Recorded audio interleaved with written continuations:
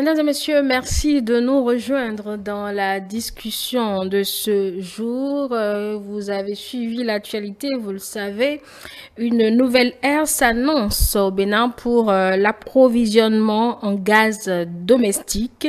Fini le temps des bouteilles incompatibles et des difficultés d'approvisionnement selon bien évidemment les marques. Le Bénin, mesdames et messieurs, notre pays s'apprête à vivre une transformation profonde de ce secteur essentiel. Ce soir, nous vous proposons de plonger au cœur de cette réforme ambitieuse de l'uniformisation des bouteilles à une meilleure distribution sur tout le territoire national. On va faire les analyses et comprendre, mieux nous approprier de ce qui va changer avec cette nouvelle décision ou avec cette décision prise en Conseil des ministres. Je vous présente mes invités. Je suis avec Delphin Gangana, technicien des assurances et analyste politique. Merci d'être avec nous ce jour, Delphin. Merci pour l'invitation. Bonsoir Madame Toboula et bonsoir mon co-débatteur. Et vous allez regarder votre caméra qui est sur votre gauche. Ça fait un bail quand même qu'on vous a vu. J'espère que c'est un retour pour y rester, Delphin. Je l'espère bien. Allez, votre co-débatteur ce soir, c'est Julio Tometti, juriste, analyste politique. Bonsoir Julio. Bonsoir Angèle, bonsoir Delphin Gangana, je dirais bienvenue et bonsoir aux téléspectateurs de télé. Bonsoir, bienvenue dans sa maison qu'il connaît que trop bien. Nous devons normalement avoir un troisième invité, Borissel Assogba, il est là, mais pris par un malaise, mesdames et messieurs, il nous a confié ne pas pouvoir tenir donc à l'écran pour lui éviter tout inconfort. Nous l'excusons donc et nous nous excusions par rapport à sa situation de santé. Nous lui souhaitons prompt rétablissement. Nous aurons un second sujet, puisque le Bénin a été évalué par une mission onusienne en matière de lutte contre la corruption. Le Bénin s'en sortira-t-il avec peut-être une bonne note à travers ce rapport que la mission onusienne rendra? Nous allons explorer les avantages et les efforts du Bénin en matière de lutte contre la corruption et apprécier mieux, nous projeter. Mais d'entrée, commençons déjà par ce premier sujet qui fait le tour des réseaux sociaux, on peut le dire, parce que c'est une mesure attendue. Je sais que vous avez tous une bouteille de gaz tout au moins à la maison, même si parfois on associe avec du charbon, mais on l'a tous. Alors, on peut dire un ouf de soulagement à travers cette mesure, Delphin Gangana? Oui, un ouf de soulagement, mais permettez-moi d'abord, l'actualité oblige, permettez-moi de dire félicitations aux fidèles catholiques et au nouveau pape élu. C'est grâce aux réformes, c'est pour ça que je tiens juste à rappeler ça, c'est grâce aux réformes, parce que nous sommes à l'ère des réformes, c'est grâce aux réformes qu'on n'a pas assisté à des reprises d'élections et qu'en 24 heures, un nouveau pape se trouve être élu. Donc du coup, grâce aux réformes, on peut obtenir beaucoup de choses. Revenant à votre question, il faut dire que c'est un ouf de soulagement pour les consommateurs parce que c'est sûr que chaque chose a son avantage et son inconvénient. Mais il faut déjà commencer par faire un bref état des lieux de la situation que nous vivions. Parce qu'avant, si vous avez une seule bouteille, je ne vais pas appeler des noms de société, mais si vous avez une seule bouteille et que dans votre quartier, il n'y a pas ce fournisseur, c'est que vous serez obligé de faire le tour des autres quartiers pour pouvoir l'avoir. Mais si le seul fournisseur qui a même votre bouteille ne dispose pas de produits, c'est que vous êtes barré. Donc, ce qui fait qu'on se trouve dans l'obligation d'avoir parfois 2 à 3 bouteilles à la maison pour pouvoir s'offrir ce gaz qui est devenu un truc incontournable pour nos ménages. Mais aujourd'hui, si on dit qu'on est appelé à obtenir une uniformisation, c'est un peu comme si c'est un pool désormais qui va gérer tout ce qui se trouve être l'approvisionnement de gaz. C'est sûr que c'est tout bénéfice pour nous consommateurs. Fini, Julio Tometti, les déplacements peut-être dans plusieurs localités pour rupture de stock, on a tous été confrontés à cette situation. Oui, bien entendu. D'abord, il faut rappeler ce que Delphin disait tout à l'heure, vous êtes obligé d'avoir au moins 2 bouteilles de gaz de l'une société et de l'autre. Et l'autre chose, c'est que en période de pénurie, comment dire, on ne sait pas trop à quel sens se vouer. Parce que, en fait, vous avez les bouteilles, vous avez de l'argent, mais vous n'arrivez pas à vous approvisionner. Surtout dans certaines localités où peut-être il n'existe qu'un seul distributeur, vous avez tous les mal. Ce qui engendre en fait quelque peu la surenchère que nous avons tous dénoncé ici.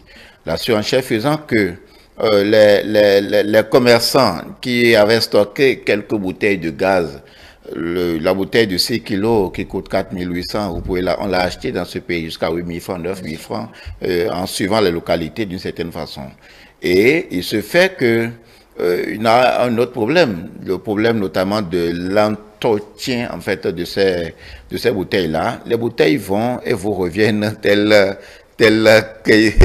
qu'elles sont, ou pire.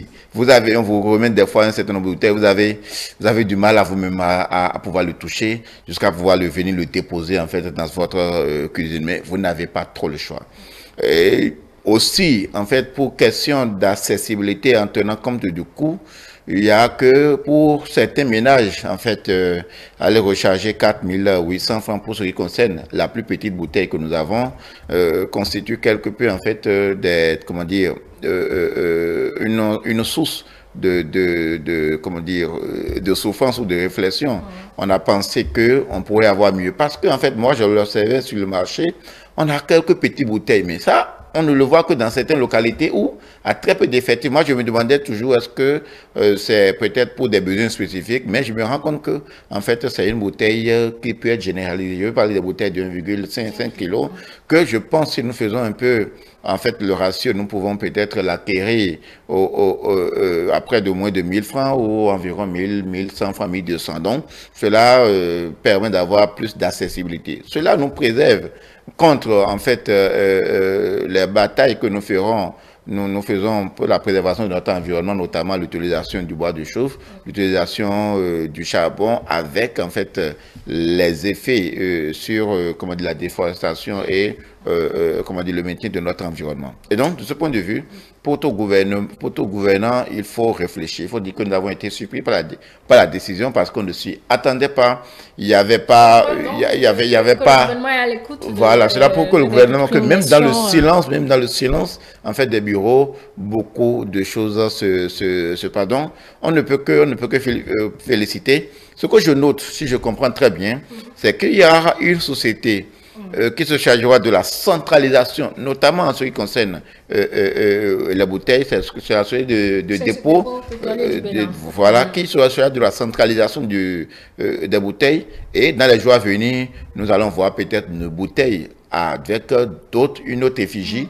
Et donc, les stations-service seront les distributeurs en ce moment-là. Je ne sais pas trop comment fonctionne le mécanisme, mais pour l'effet que les consommateurs comme nous aurons, c'est que nous aurons en fait à voir que nos bouteilles vont prendre en fait de nouvelles couleurs. Nous aurons l'avantage d'avoir les bouteilles un peu plus propres que par le passé. Nous aurons l'avantage de ne plus avoir le psychose en fait de traverser des kilomètres avant de nous recharger. Et nous avons enfin l'avantage qu'avec peut-être environ 1000 francs, 1200, nous pouvons toujours avoir de gaz domestique pour nos besoins. Voilà. Delphin Gangana, vous, alors, qu'est-ce que vous comprenez de ce qui va changer concrètement dans nos habitudes, dans notre approvisionnement de gaz domestique?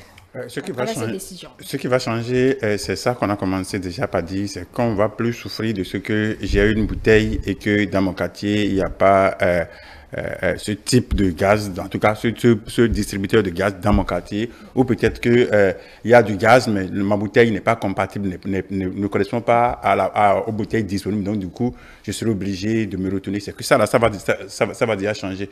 L'autre chose qui était que c'était l'occupation, comment faire pour occuper le terrain ou la disponibilité du gaz au niveau des points de vente qui posait problème. Maintenant, ce serait plus ça parce que quel que soit le distributeur que vous voyez, s'il a du gaz, c'est que vous prenez déjà du gaz.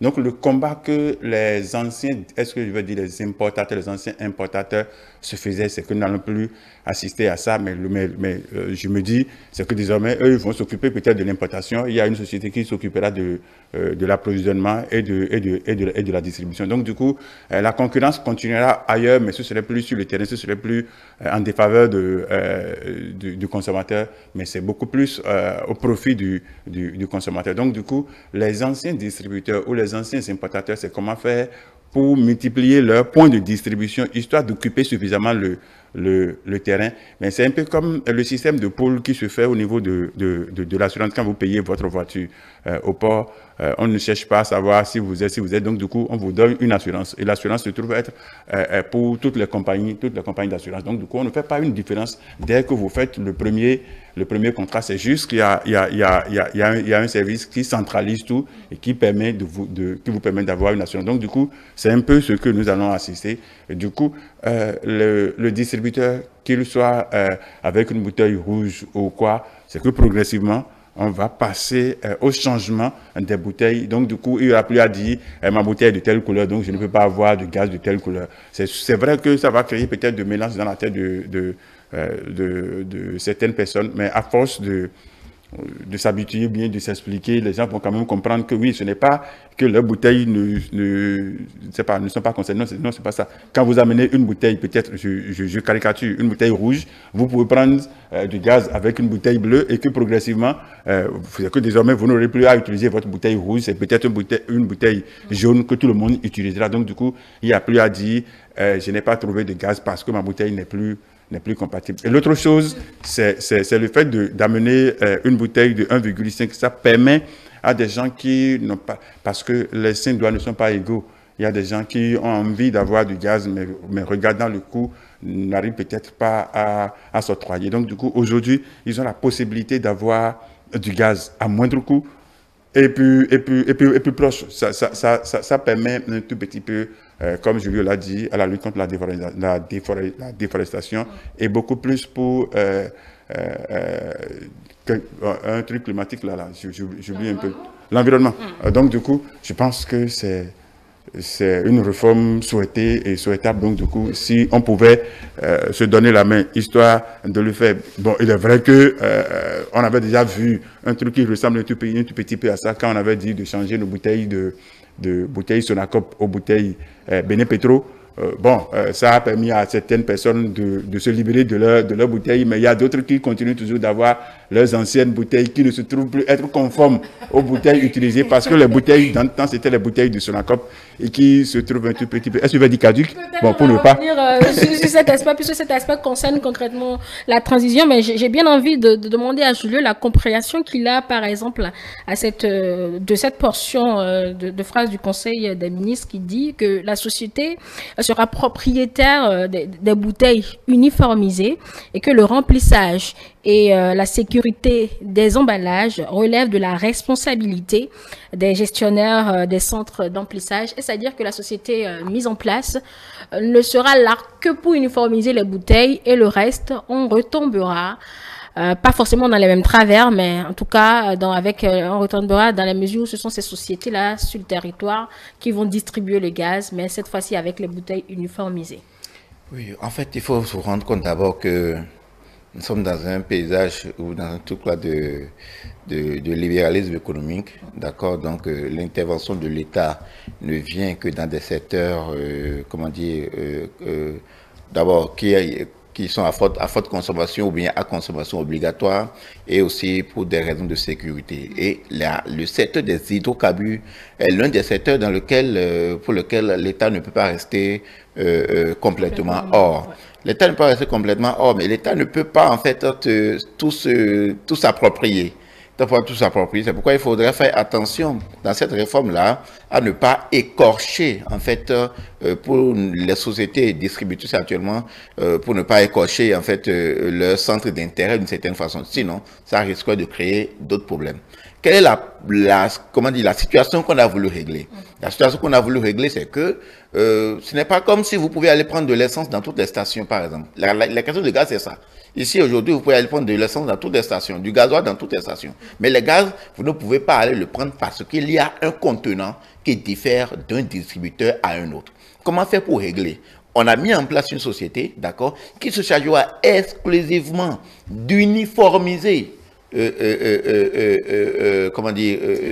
bouteilles. J'ai lu dans le relevé du Conseil des ministres, il s'agira d'une question même de rachat progressif. Les bouteilles deviendront la propriété de la société par le rachat progressif et la transformation en fait à l'effigie de cette nouvelle société des dépôts, des dépôts. Et donc, ce qui suppose qu'à long terme, ce sera en fait, comme nous avons peut-être comme les bouteilles de tout là, ce sera en fait cette société qui va mettre à disposition des distributeurs ces bouteilles-là, qui auraient été ça, ce truc-là. Donc c'est une forme de location. Ils trouveront sans doute l'alchimie d'une certaine façon, puisque le ministère du Commerce est là, nous avons lu dans le décret pour aménager tout cela. Donc la société créée sera exclusivement propriété des bouteilles et donc on assure en fait la sécurité avec les distributeurs. Et donc au finish, ce que nous aurons à faire quoi? Nous avons des bouteilles appartenant à une société et le contenu que sont les gaz que nous allons nous simplement aller nous échanger auprès des stations services.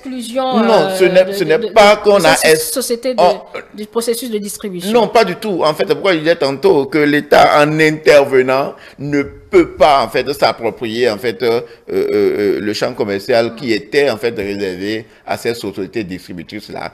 La question se pose notamment au niveau des bouteilles qui deviendront la propriété exclusive de ces sociétés qui, par un mécanisme peut-être de location je ne sais pas trop comment ça va se passer, qui se chargera. Peut-être ça peut être, comment dire, le temps d'utilisation ou le temps d'une recharge, mais l'effet que nous, consommateurs, nous aurons, c'est que nous aurons du nord au sud, de l'est à l'ouest du Bénin, des bouteilles de gaz au même effigie qui peut être échangées partout, dans toutes les stations, dans tous les points de vente, ainsi de suite. Et donc, il ne sera plus question d'une société INS, INCREC ou INS, où il faut commencer par aller chercher. Parce que des fois, comme le disait Gangana, vous avez une bouteille, vous allez vous approvisionner à un endroit, à un moment donné, il y a rupture de stock, vous allez ailleurs, vous voyez des gaz, mais que vous ne pouvez pas acheter parce que la bouteille que vous avez n'est pas conforme. Donc, comme nous disons, ce qui engendre que vous êtes obligé, si vous avez les moyens. Si vous n'avez pas les moyens, vous êtes obligé d'attendre la prochaine ou bien le prochain réapprovisionnement. Et c'est dans ça, beaucoup, d'une manière ou d'une autre, retombent encore dans les charbons de bois, le temps que la situation se résolve. Alors que nous sommes en train de nous battre depuis un certain nombre d'années pour éviter, en fait, comment dire, cette forme d'énergie. Et donc, nous pensons peut-être à l'œuvre, nous allons peut-être être confrontés à d'autres réalités, mais déjà, on peut d'abord se satisfaire de ce que, en fait, dans les mois à venir, la question de gaz aura connu une solution. Et je voudrais finir pour dire, Angèle, au-delà, pour revenir sur la question de 1,5, vous aurez peut-être, au-delà de la consommation ménagère, vous aurez peut-être des bouteilles de gaz beaucoup plus portables, d'accord, ouais. pour vos petits pique-niques, quels qu'en soient les endroits. Donc, vous êtes un amateur de pique-nique. Oui, ça c'est effectivement ce qu'on perd peut-être de vue, mais sur l'élément que Julio vient d'évoquer tout à l'heure, si c'est effectivement la compréhension qu'il faut avoir, Delphine Gangana, ben, on verra encore d'autres sociétés distributrices de produits pétroliers émerger, peut-être exclusivement en matière de gaz domestique, vu que ces sociétés deviendront juste des distributeurs. Oui, parlant de distributeurs, je ne sais pas s'il faut faire un tout petit peu la catégorisation des distributeurs parce que dans votre quartier, il y a un distributeur très proche de gaz. Ne veut pas dire que désormais ce distributeur va disparaître ou bien non. C'est que vous allez toujours vous approvisionner du gaz chez ce même distributeur. Et il peut y avoir même encore d'autres petits distributeurs dans le quartier. Je ne sais pas s'il y aura désormais une condition pour être distributeur, mais je ne sais pas s'il y aura ça dans la suite des réformes sur ça, mais sinon pour le moment, les anciens distributeurs sur le terrain ne disparaîtront pas, ils seront là, mais il peut y avoir encore d'autres distributeurs. Donc du coup, vous pouvez continuer à prendre du gaz chez le même distributeur. Mais l'autre chose, c'est quoi? C'est-à-dire les sociétés importatrices du gaz, avant, importent, distribuent, peut-être à des grossistes qui ont encore des mini-distributeurs. Donc, du coup, désormais, on n'aura plus des mini-distributeurs, des semi-distributeurs et les sociétés importatrices de gaz. Les sociétés importatrices de gaz vont continuer à importer, mais désormais, il y a une société qui sera chargée de distribuer ça sur le terrain. Donc, du coup, on a dit, cette société s'occupera d'abord de l'approvisionnement et le remplissage et la sécurité des emballages. Voilà. Donc, du coup, on a même dit que les bouteilles seront désormais la propriété de cette société. Donc, du coup, ce n'est plus, j'estime, comme on achetait notre petite bouteille de gaz à 32 000 francs avant d'avoir l'ensemble, ou la grosse bouteille à 52 000 avant d'avoir. Donc, normalement, ça ne devrait plus être ça. C'est que désormais, la société met à votre disposition déjà la bouteille de gaz. Pour vous, c'est juste le gaz, c'est-à-dire le renouvellement, l'approvisionnement que vous allez payer pour pouvoir avoir du gaz désormais à la maison. Donc, on n'aura plus à dire, un peu comme en tout cas, on l'a déjà dit plusieurs fois, ce n'est plus j'ai telle bouteille de gaz et qui n'est plus compatible à telle bouteille de gaz. Il y a tout au moins cette chanson qui va disparaître désormais de notre bouche. Donc, on ne dira plus ça. Ça veut dire que quoi? Que désormais, on aura beaucoup plus de facilité, d'accessibilité à avoir du gaz, à permettre à tout le monde de pouvoir disposer du gaz pour que nos forêts cessent de souffrir. Absolument. Allez, Julien, intéressons-nous à présent à la transition. Comment vous l'entrevoyez concrètement? Parce que déjà, la mesure saluait tout de suite les inquiétudes sur cette transition. Ça sera très douce. Ça sera très douce. Je pense même, ce sera avec satisfaction que pour vos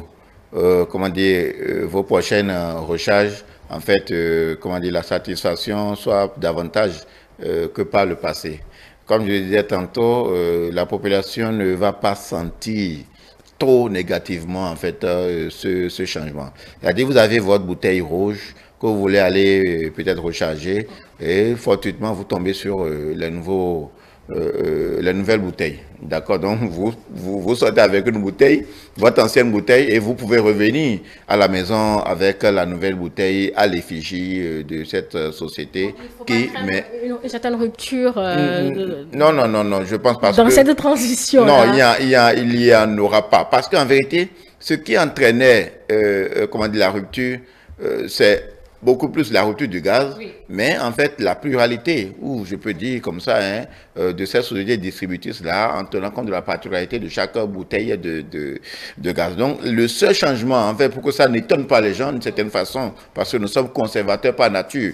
Parce que les gens ne comprennent pas, ils vont amener leur bouteille rouge, ils vont partir, on va leur dire c'est telle bouteille, ils vont dire non. Je pense que les gens pourraient être amenés même à être très suspicieux par rapport à ce truc-là, parce qu'ils vont se demander si c'est toujours en fait la même chose ou peut-être le même contenu. Je pense qu'en fait il n'y a pas d'inquiétude. La première grande satisfaction, je continue de le dire, c'est que quoi qu'il en soit, pour avoir ces nouvelles bouteilles là, vous aurez des bouteilles propres.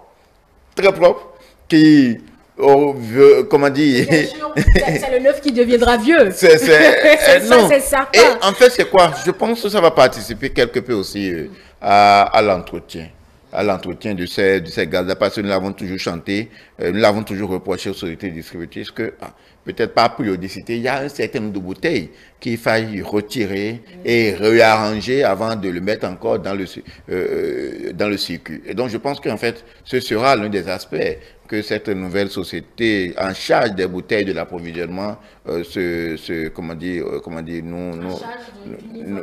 d'uniformisation nous donnera en termes de satisfaction. Donc, en tant que consommateur, il n'y a pas d'inquiétude à avoir. Moi, je suis même pressé en fait de découvrir ces nouvelles bouteilles. Nous sommes nombreux à être pressés, d'où justement cette interrogation que nombre de Béninois se posent. J'ai même lu ça sur les réseaux sociaux aujourd'hui. Est-ce à dire que le temps de la transition, nous sommes appelés à ramener toutes nos bouteilles à la maison qui sont vides et qu'on nous donne un délai pour pouvoir les changer, Delphine Gagana? Ça, c'est la question à laquelle on doit répondre.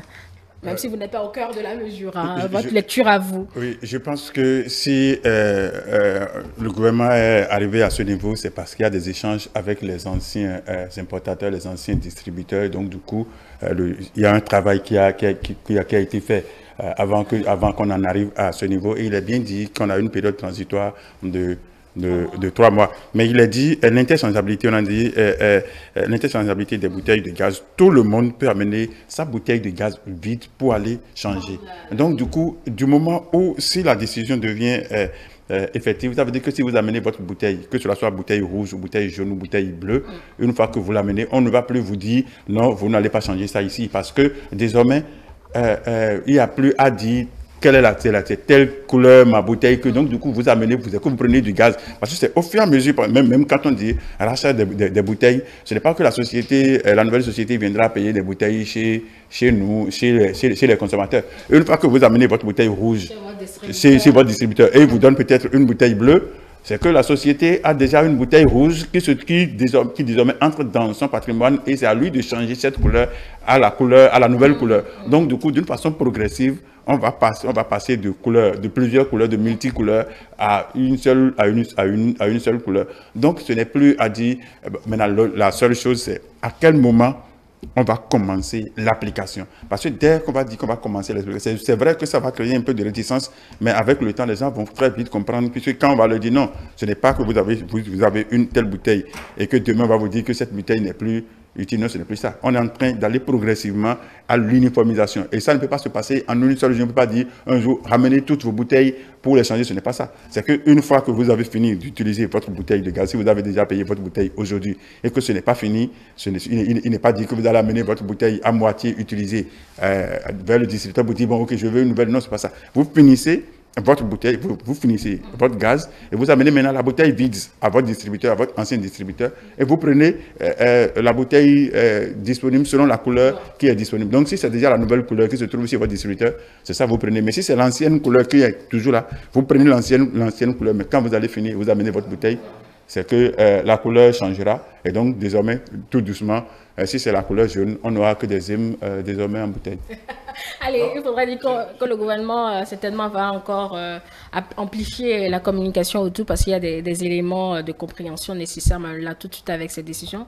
C'est ce que nos invités ont comme lecture. Oui, Julio, vous voulez réagir? Oui, je voudrais ajouter simplement que les commerçants qui ont stocké en fait des dizaines, voire de centaines de bouteilles de gaz, espérant que peut-être prochainement il y aurait une flambée, c'est le moment pour eux de procéder très rapidement au déstockage, de libérer au coût normal, d'accord, pour ne pas se faire rattraper.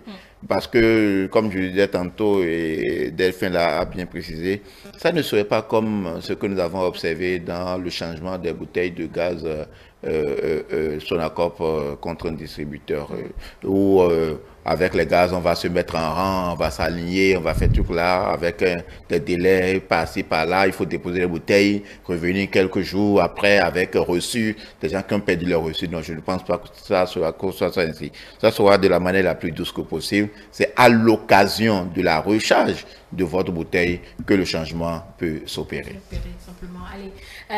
Une autre question qu'on se pose, ou plutôt, faudra-t-il craindre, Julio Tometti, une augmentation des prix avec cette nouvelle réforme dans le secteur? Non, la réforme n'aurait pas porté de ses fruits, pour ne pas dire la réforme aurait échoué, excusez-moi de le dire comme ça, si cela doit entraîner en fait, une hausse du prix du gaz. Je pense que ça doit être ainsi. Vous savez, ce gouvernement, je le sais, assez, comment dire, courageux par rapport à ses actes.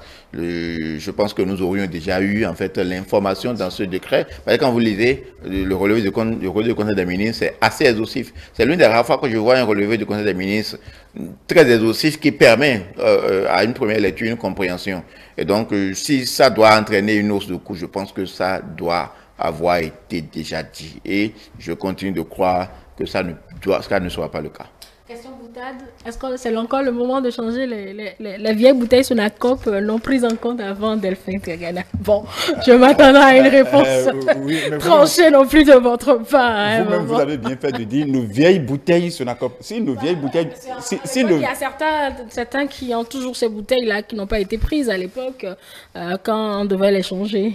Oui, là, il faut faire la nuance. Il y a des bouteilles qui, entre-temps, n'étaient plus conformes des bouteilles que les gens appelaient des bouteilles caduques que Benin Petro avait refusé de prendre. Est-ce qu'il faut ramener ces anciennes bouteilles? Je ne pense pas. Mais ce sont des bouteilles conformes, actuelles. En tout cas, du coup, maintenant qui sont en circulation. Les bouteilles dont parle Mme Angèle n'étant plus encore en circulation. Parce que Sonacop n'existant plus, donc il n'y a plus de bouteilles de Sonacop.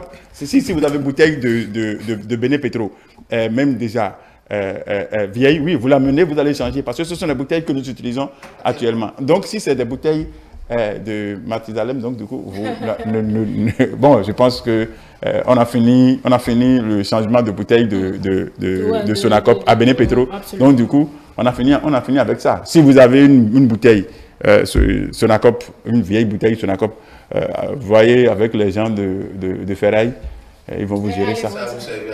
Bon, d'accord, de petits sous. Je demandais à Julius si on doit craindre un impact sur le prix. Pour vous aussi, non?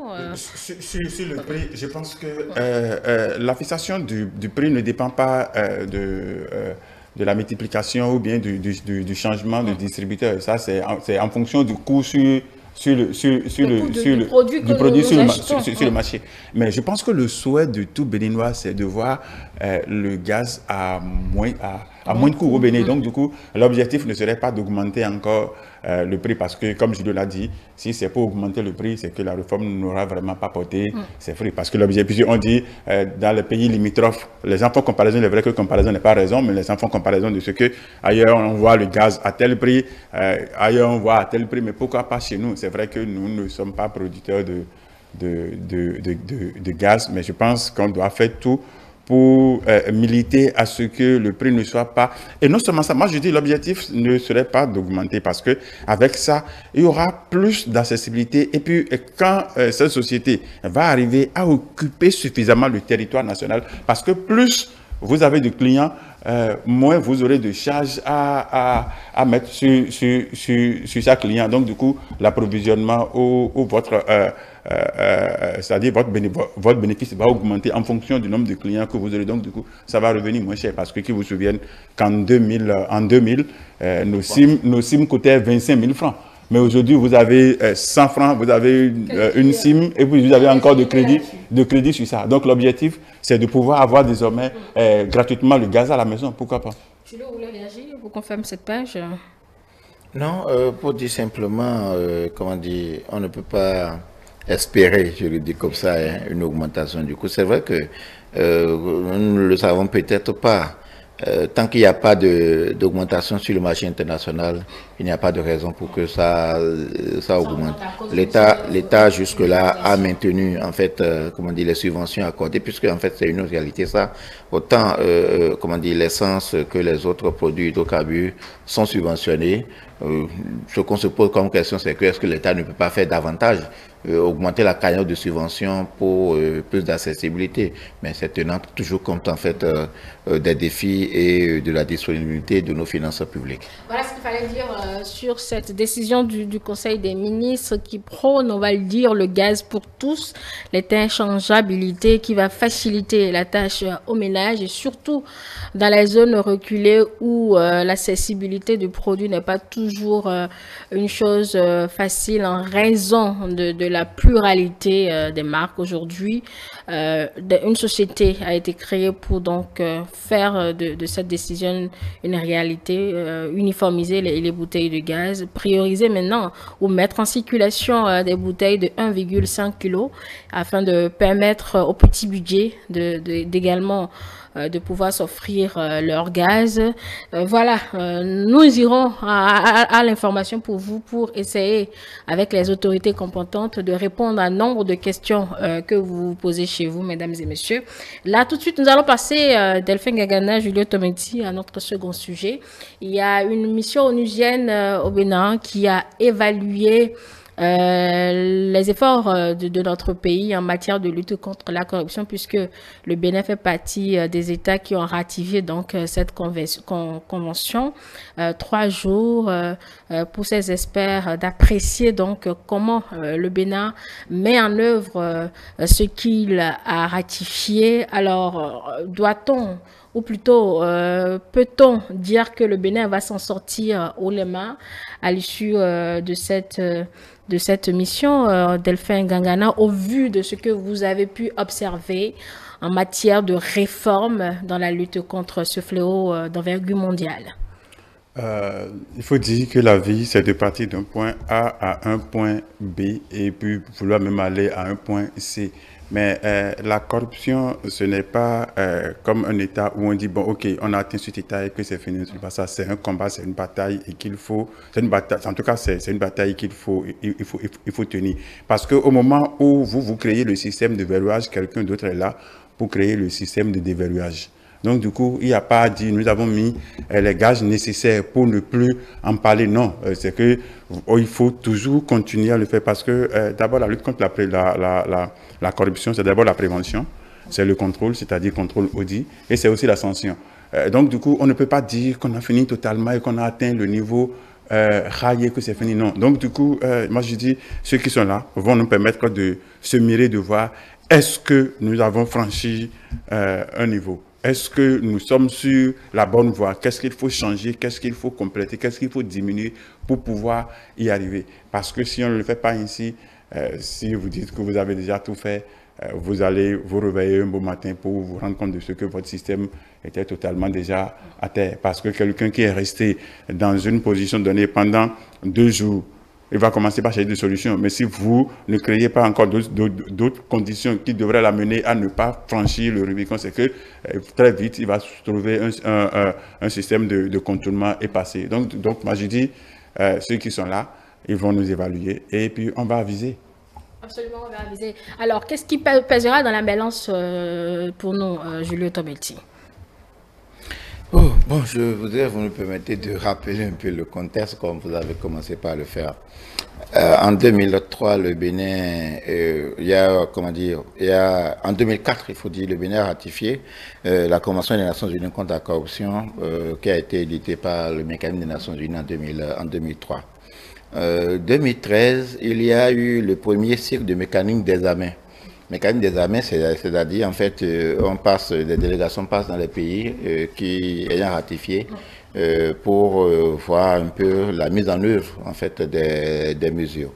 Donc en 2013, nous avons eu cette évaluation qui n'était pas trop favorable. Il faut le reconnaître.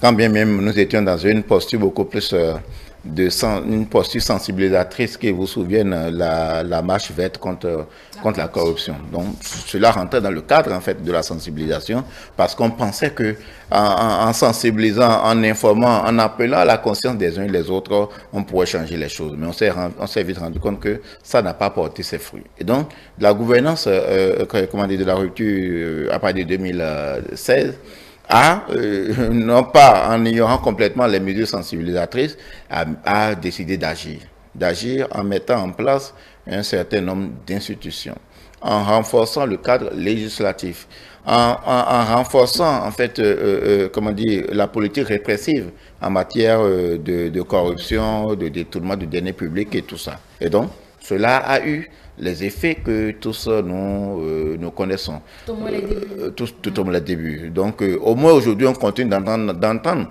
Mais comment on entend-on? On entend que X ou Y est poursuivi, en fait, pour avoir détourné ou ayant été impliqué dans un acte de corruption. Et on n'a pas fait que réprimer.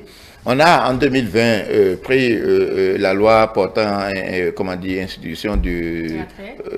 non, pas institution de la CRIET, la loi portant prévention de la corruption qui a institué le Haut Commissariat à la prévention de la corruption, qui fort heureusement a commencé par s'activer depuis quelques mois ou quelques années.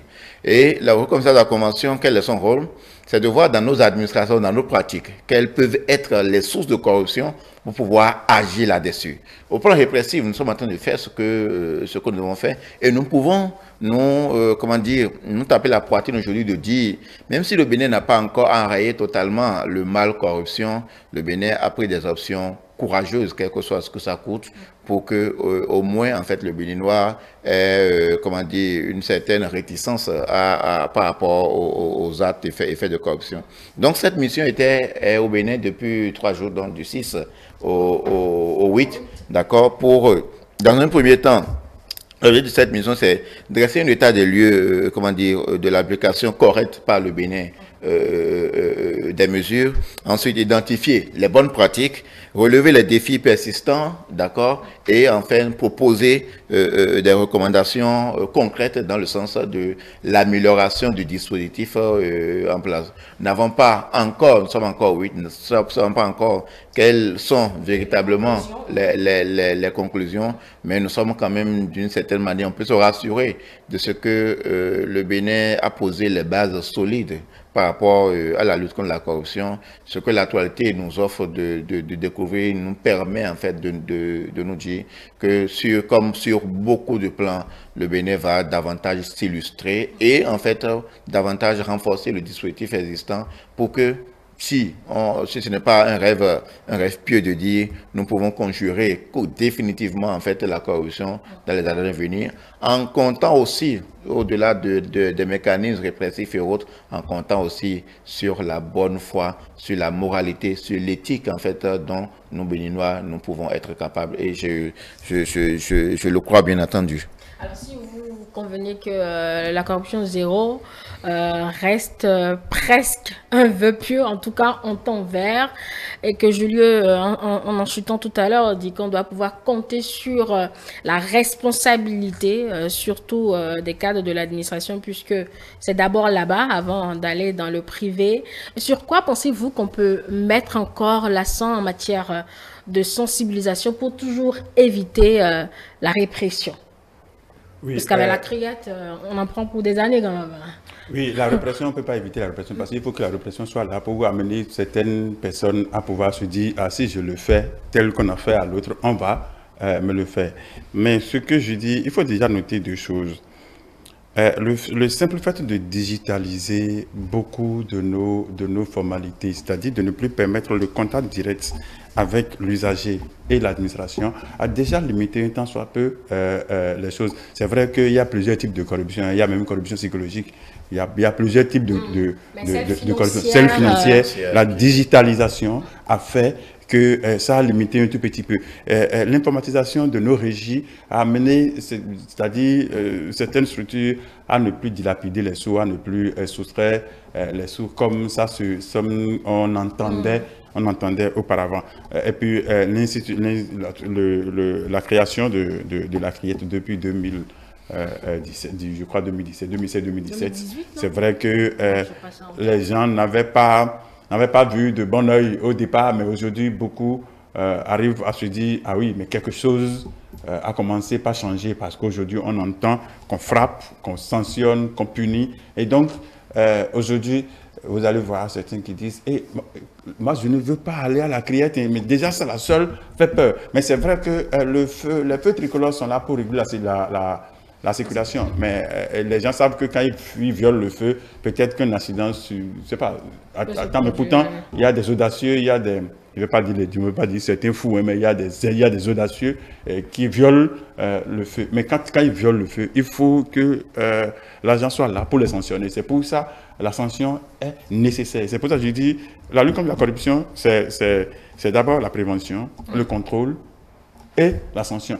Mais il ne faut pas laisser quelqu'un dans une position, c'est-à-dire figé. Il ne faut pas qu'il reste longtemps à un même poste. Il faut, un peu comme on veut faire l'interchangeabilité maintenant des gaz, il faut aussi amener à changer l'agent pour qu'il ne soit pas toujours là, parce que s'il est là, il va toujours chercher des possibilités de contournement. Donc, du coup, moi, je dis, il y a des choses qui amènent notre pays à quitter un niveau A vers un niveau B. Et pourquoi ne pas chercher à aller à un niveau C? Parce que la corruption, c'est un peu comme de l'eau. Hein. Il y en aura toujours. Il y en aura toujours. Alors, je demandais de la répression qu'elle a créée aujourd'hui, qui, dans la lecture de beaucoup, essaie de décourager les gens. Est-ce que la sensibilisation ne pourrait pas également peser dans la balance en matière de lutte contre la corruption, puisque malgré justement ces mesures répressives, ça existe, enfin ça continue. Nos cadres dans l'administration continuent toujours de s'offrir le luxe. Oui, je suis d'accord avec vous. Pour moi qui ai suivi un peu comment on appelle, de très près, il faut le dire, ce mécanisme des armées auquel nous sommes soumis. Les représentants des Nations Unies, que sont les Suisses et la Gambie, ont rencontré successivement les autorités gouvernementales, les acteurs du monde judiciaire, les experts en gouvernance, les acteurs du secteur privé et de la société civile, pour en fait apprécier leur perception chacun en fait du dispositif de lutte contre la corruption aujourd'hui. Et je pense que de ces rencontres-là sortira forcément sans doute ce dont vous êtes en train de parler, puisqu'il s'agit d'évaluer l'existant et à terme en fait de relever les défis persistants et de proposer des solutions. Je pense en fait la sensibilisation reste en fait une solution. Une solution en ce sens que, comme on le dit d'une certaine façon, quand je dis la sensibilisation, je ramène complètement la base. On dit généralement qu'on ne redresse pas les bois tordus.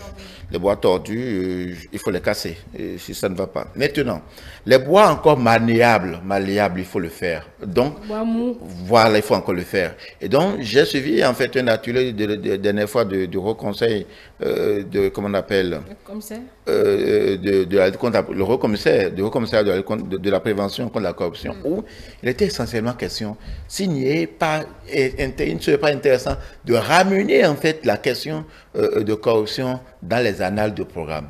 D'avoir en fait pour la génération peut-être universitaire, à partir de là, commencer véritablement par sensibiliser, informer, sensibiliser. Notamment pour ceux qui sont prédisposés pour comment on dit, les emplois publics ou les régies financières, il faut davantage démultiplier. Il faut mettre ça en fait, puisque vous savez, dans chaque service, ou dans chaque emploi, il y a les règles déontologiques. Mais au-delà des règles déontologiques, il faut en faire véritablement une matière. Si nous disons que peut-être dans 5 ans, dans 10 ans, nous devons, ou bien dans 20 ans, nous devons avoir des cadres qui se seraient complètement débarrassés de manière psychologique, en fait, du mal corruption. Pour que, comment dire, quand on va parler de corruption, ça sonne comme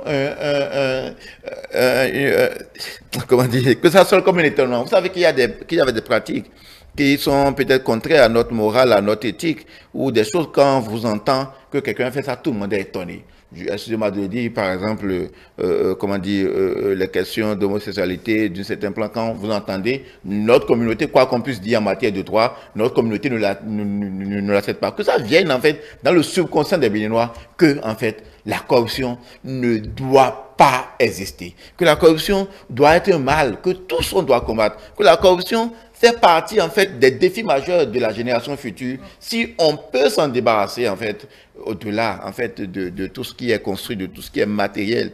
Parce que je le disais la dernière fois à quelqu'un, vous me permettrez, hein, au-delà, comment dire, de l'héritage matériel que le président Patrice Talon laissera dans quelques mois, la lutte contre la corruption, l'acquisition des valeurs républicaines, d'accord, fera partie de l'héritage immatériel que nous aurions gardé, et il faut travailler à la préserver, il faut travailler à l'inscrire dans le subconscient des plus jeunes pour que ça devienne une valeur communément partagée et protégée. Même si on ne doit pas s'inquiéter peut-être de ce rapport de la mission onusienne qui certainement fera également des recommandations pour améliorer. On peut dire, Delphin Ngangana, que nous sommes sur le bon chemin et que cette lutte reste un chantier permanent. Oui, nous sommes sur le bon chemin et l'instauration de certaines institutions pour la lutte contre faisant partie quand même des mécanismes définis par une communauté. Donc, du coup, nous sommes sur le bon chemin. Mais vous avez demandé tout à l'heure s'il ne faut pas faire la sensibilisation. Et Julio a commencé par le dire. Moi, je pense que ce n'est seulement pas la sensibilisation. Il faut faire une formation. Il faut déjà que cela fasse partie de notre cursus scolaire. Il faut former les gens à la citoyenneté. Il faut former les gens au respect de la chose publique. Il faut former les gens à la gouvernance, à la bonne gouvernance. Il faut même former les gens à l'esprit de la mobilisation des ressources. Parce que, je prends juste un petit exemple. Les gens ignorent, les gens oublient que nous sommes des employeurs de l'État et nous sommes des employés de l'État. Nous payons un salaire à l'État et l'État nous paye un salaire parce que nos impôts, c'est un salaire que nous payons à l'État. L'État n'a pas un fruitier, un arbre qui donne de l'argent de l'argent au trésor public. C'est la collecte de nos miettes. Et c'est parce que si... difficilement encore.